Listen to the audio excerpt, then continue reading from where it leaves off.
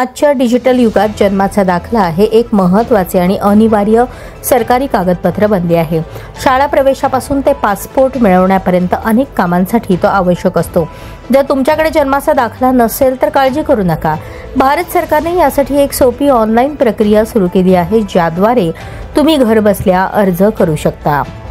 Online अर्ज करण्यासाठी ही सोपी प्रक्रिया म्हणजे वेबसाईटला भेट द्या। भारत सरकारच्या रजिस्ट्रार जनरल आणि जनगणना आयुक्त कार्यालयाची अधिकृत वेबसाईट crsorgi.gov.in वरती जा। वेबसाईटच्या होम पेजवर जनरल पब्लिक साइन अप या पर्यायावर क्लिक करा। फॉर्ममध्ये तुमचे नाव, मोबाईल नंबर, ईमेल आयडी, राज्य, जिल्हा, शहर किंवा गावाचे नाव भरा। रजिस्टरवर क्लिक करा। तुमच्या ईमेलवर एक व्हेरिफिकेशन लिंक येईल, त्यावर क्लिक करून खाते सक्रिय करा। नोंदणी झाल्यावर पुन्हा होम पेजवर जाऊन तुमच्या युजर आयडी आणि पासवर्डने लॉग इन करा। बर्थ टॅबवर क्लिक करा। मुलाचे नाव, जन्मतारीख आणि वेळ, जन्मठिकाण, पालकांची नावे, ओळखपत्र क्रमांक अशी माहिती भरा।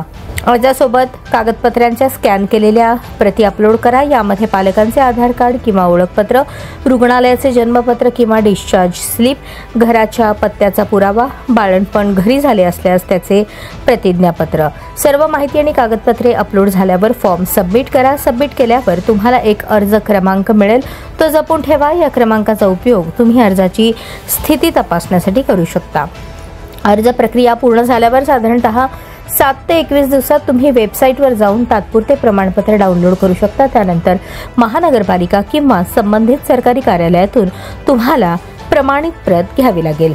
जन्माच्या 21 दिवसांच्या आत अर्ज करणे अनिवार्य आहे। जर विलंब झाला असेल तर तुम्हाला स्थानिक महानगरपालिका, तहसील कार्यालय किंवा ग्रामपंचायतीत ऑफलाईन अर्ज करावा लागेल। यासाठी नोटरीकृत प्रतिज्ञापत्र, ओळखपत्र, जन्माचा पुरावा आणि पत्त्याचा पुरावा यांसारखी अतिरिक्त कागदपत्रे सादर करावी लागतील। योग्य प्रक्रियेचे पालन केल्यास जन्माचा दाखला मिळवणे सोपे जाते। जर तुमच्याकडे जुने कोणतेही कागदपत्र नसतील तर शपथपत्र आणि 2 साक्षीदारांची माहिती हा मुख्य आधार असतो।